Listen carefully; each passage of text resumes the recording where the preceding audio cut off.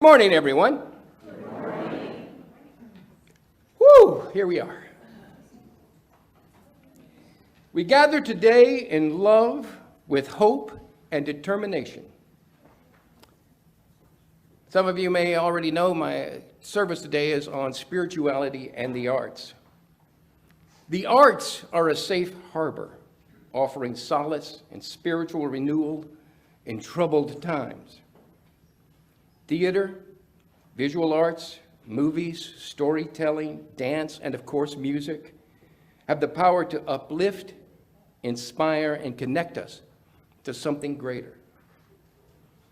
In Niall Williams' novel, This Is Happiness, young Noel Crow's life is changed when he befriends Christy, a world-weary old man. One night in a pub that could generously be described as dingy, Christy clenches his fist and bursts into song. I quote, "Christy sang. I cannot tell you how startling it was. If you believe in a soul as I do, my soul stirred." The song was not composed by Christy, but by the alchemy of performance, you felt that it was his. It seemed to me the quality that makes any book, music, painting worthwhile, worth its life. Just that. Books, music, painting are not life, can never be as full, rich, complex, surprising, or beautiful, but the best of them can catch an echo of that, can turn you back to look out the window, go out the door, aware that you've been enriched, that you have been in the company of something alive that has caused you to realize once again how astonishing life is.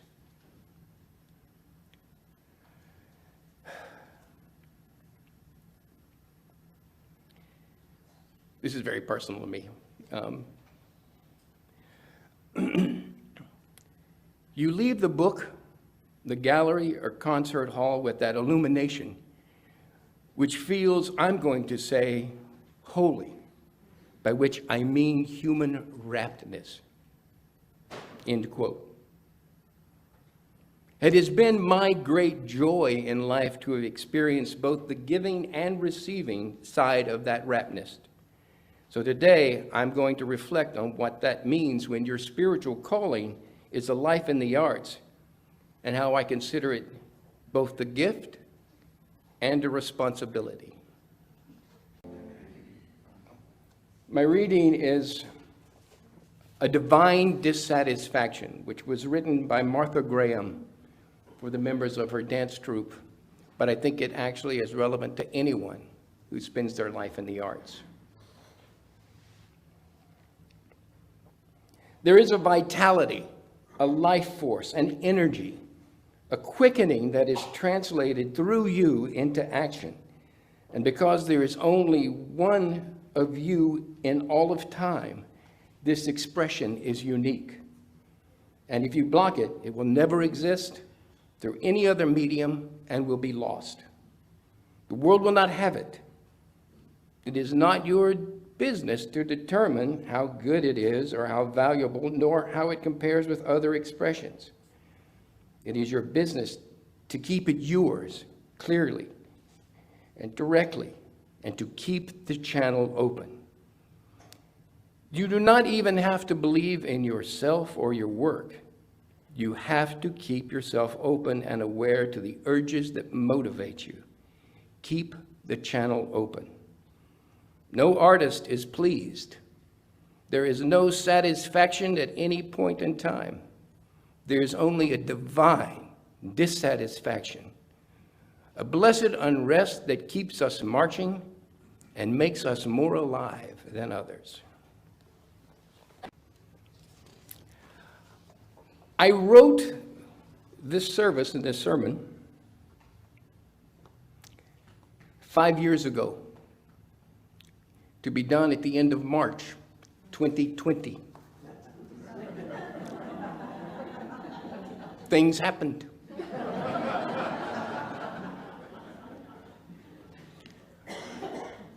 Finally, now this morning, I get to tell you that I would like to share with you why I believe a life in the arts is a spiritual act, both for creators and the audience. I was thrilled to be named an Outstanding Alumnus of the Year at Austin Peay State University in Clarksville, Tennessee. It was an honor.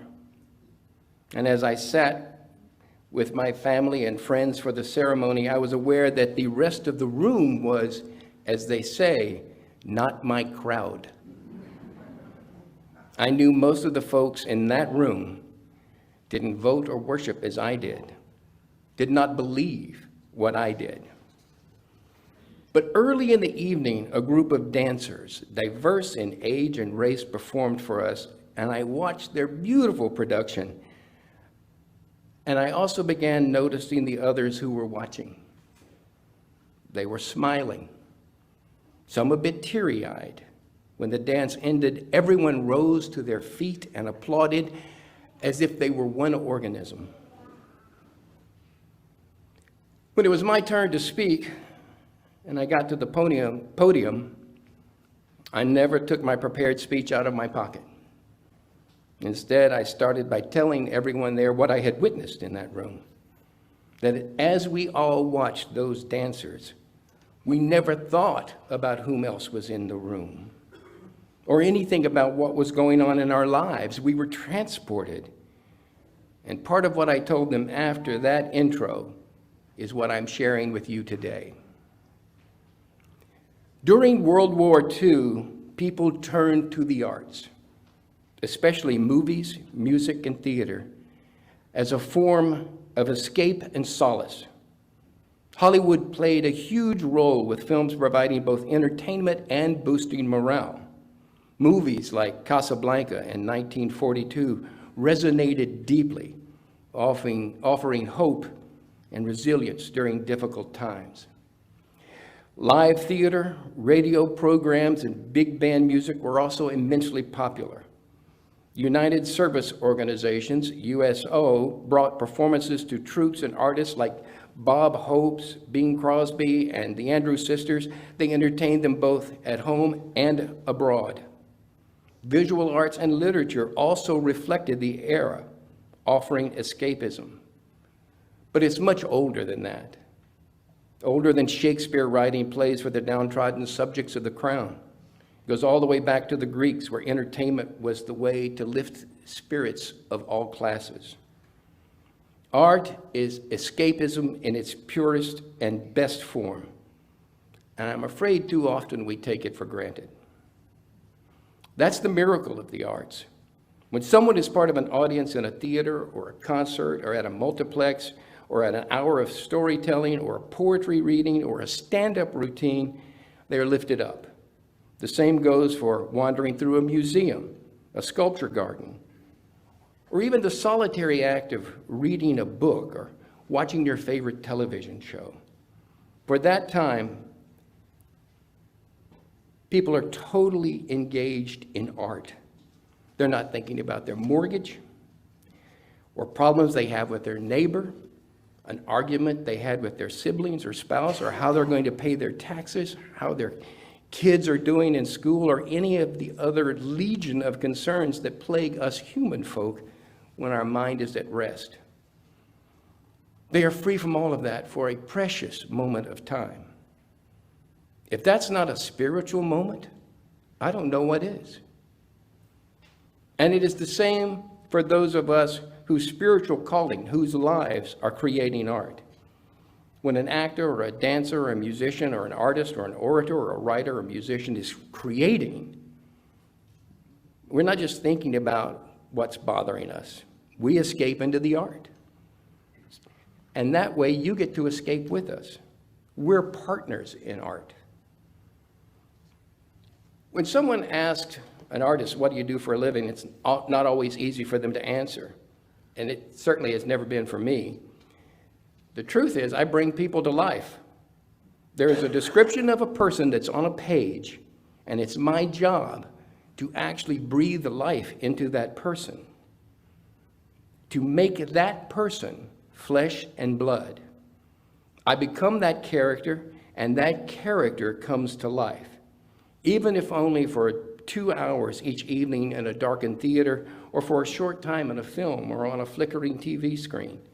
And here's the sacred part. If someone sees a play that I'm in, or a movie I've done, or watches a television show I've appeared in, for that brief moment of time, they enter a world where they can leave all of their troubles behind. They are transported. It's magical. It's a sacred time. As part of an audience, you might on occasion become a better person for the experience. You're standing in front of a beautiful work of art in a museum, you're transfixed. You're basking in its beauty, oblivious to those around you. You go to the ballet or watch a play. In these places, in these sanctuaries, you are surrounded by people. But when we sit in a movie theater, we don't instantly start to wonder how many Republicans are in there, or Democrats, or who else is in the audience. We're not concerned about the color of anyone's skin or the people around them, or those people, how they love, their religion, their country of origin. The museum, music hall, or theater become a miraculous place where people of all walks of life and different experiences and social status, with some very different political viewpoints, come together and react and experience and are uplifted and share the enchantment of art. It has united them in a way they don't even realize. Even when you're home in front of your TV set, or reading a book, or listening to your new playlist, though you're all by yourself, you are still transported. Yes, it's a singular experience, but it elevates your mood. It brings you joy, peace, perhaps excitement, and maybe even makes you think a little bit. You may probably talk about what you saw, read, or heard with someone else later, and they may not agree with you on it, but it's a discourse, and you are connecting with them. My friends and I don't always share the same ideas of what art is, but we can find common ground to discuss it. I have struck up wonderful conversations with strangers staring at the same statue in a museum. Never asked them how they voted, and I asked them what they thought of the piece, because nothing else mattered but that shared experience. And as an artist, the way you reach an audience, the effect that you have on them as individuals, is something that you may never be aware of. Most artists still never get to know if they have affected someone, but every now and then they do find out, as I have been lucky to do. I was asked to be a soloist at our UU church in Studio City. I got a call asking me to sing something that coming Sunday, anything that I wanted for offertory. And Diane and I looked through music and just happened to pick maybe Leaving's Not the Only Way to Go from Big River.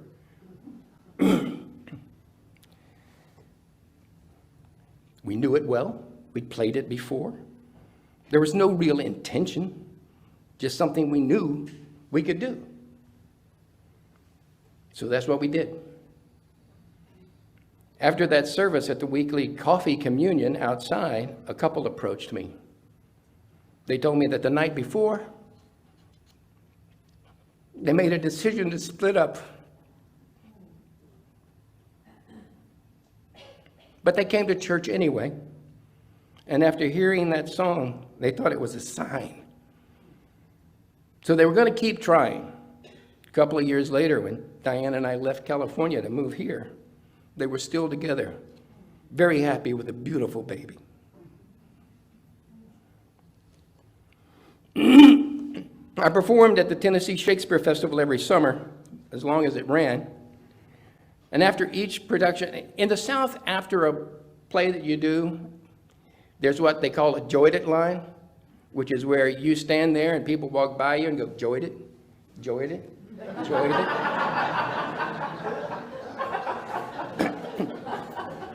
We didn't do that, but we would go out, all of us who were in the production, and sit on the edge of stage. If somebody wanted to come up and talk to us, they were welcome to do so. Usually you get asked something like, how do you remember all those words? Or someone might remember you from something they'd seen you in previously, or they just wanted to thank you for being there. But one evening, after a midsummer night's dream, a lady timidly approached me and said, "Can I ask you a question?" I said, "Sure." She told me that she had never seen a play before, never read Shakespeare, never experienced anything about Shakespeare at all. She didn't think she could. She said that what surprised her was that she understood everything. And she begged me to tell her how much of the script we had changed. I told her. We didn't change the play at all. We changed the setting from Athens, Greece to Athens, Rome. And we did it with a slight southern accent, which might have made it more comfortable for her ears, but that every word she heard and understood was written by Shakespeare. Her eyes welled with tears. And I always get emotional here because she said, "So I really understand Shakespeare?" And I said, "Yes, ma'am, you did." She began to openly cry, saying that none of her friends were going to believe her. She said she had always thought she was not smart enough to understand Shakespeare. That evening, that woman's life was transformed. She came back almost every night that season, bringing some of her friends with them to teach them that they too could understand Shakespeare. She came back every season after that and always found time to thank the actors and me.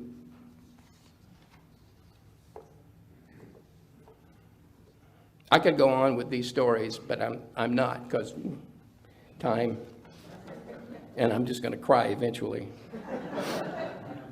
My talent is becoming someone else. Occasionally, it's a known person like Ben Franklin or L.B. Sasser, and I can research those people and get a better understanding of who I'm becoming. Sometimes it's a character that is iconic, like Toby Belch, Sancho Panza, even Charlie Brown. And I must find my best version of that character. But often, it's a character I am completely unfamiliar with, or occasionally one that had never even been created before, such as Cot, the silk merchant, and Paul, the newspaper salesman, who were completely unknown to the world until I brought them into being in the off-Broadway plays Lauren Sacchio and Smoke. I bring people to life. And those people that I become bring me to life as well. For a short time, I get to be someone other than myself, something that I think many people wish they could do on occasion. Well, luckily you can, by proxy through art. To borrow from Brahms, the aim and final end of all artistic endeavors should be the refreshment of the soul, not just our own, but others. I could no more stop acting than I could stop breathing. And I will let you in on a secret. An artist is not only creating when we are performing, painting, writing, singing, dancing, sculpting. An artist is working when they simply sit and look out the window, because the artist mind is always seeking input, always looking to create, always thinking of ways to improve what they do and looking for inspiration, because art is the result of inspiration. And inspiration has a spiritual nature. So I say again, art is a spiritual activity. Indeed, for myself and so many others, it is a sacred and spiritual calling. Casting director Lynn Stallmaster once told me that every film is made up of moments. And the more great moments there are in a film, the greater that film. But our lives are a series of moments too. And we now, more than ever, need to fill more of those moments of our lives with art. Make memorable moments, moments we can remember when the world seems so harsh. I want to leave you with the words from UU Kenneth L. Patton. Ours be the poems of all tongues, all things of loveliness and worth, all arts and ages and songs, one life, one beauty on the earth. So ends this morning's homily. Go in peace, and please lose yourselves in art. Amen. Blessed be.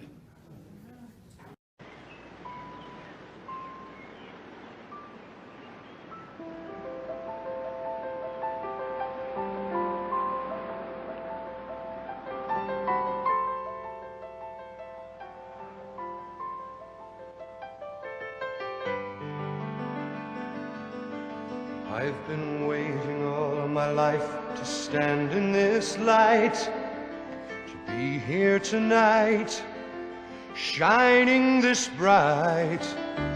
I've been waiting all of my life to turn a new page out of my cage. Now I'm coming of age on a stage. I know my life is something real. On a stage, there are no words for what I feel,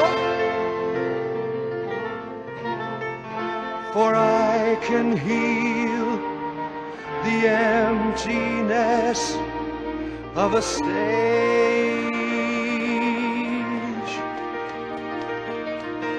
I've been standing all of my life outside the parade, an only charade, lost in the shade.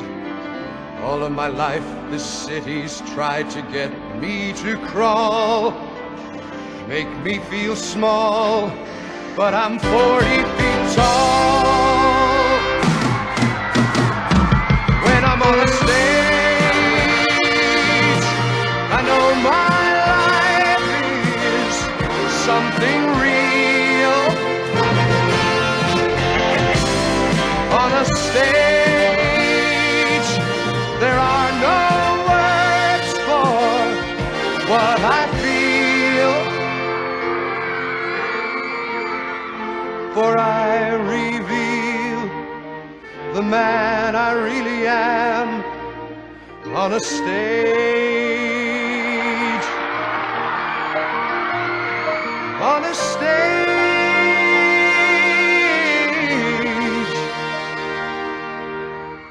on a stage.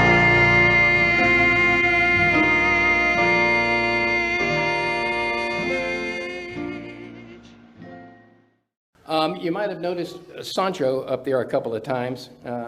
It's one of my favorite plays I've ever done. I've done it 6 times. So I'm going to leave you with some words from one I consider to be one of the greatest novels ever written, from the pen of Miguel de Cervantes, spoken by Alonso Quijano, better known as Don Quixote. All the squalls to which we have been subjected are signs that the weather will soon improve and things will go well for us. Because it is not possible for the bad or the good to endure forever. And from this it follows that since the bad has lasted so long, the good is close at hand. I think it's a very positive attitude for us these days. Friends and family, may your quest be victorious with hope as your shield, justice as your armor, and art as your spiritual calling. Let it be so.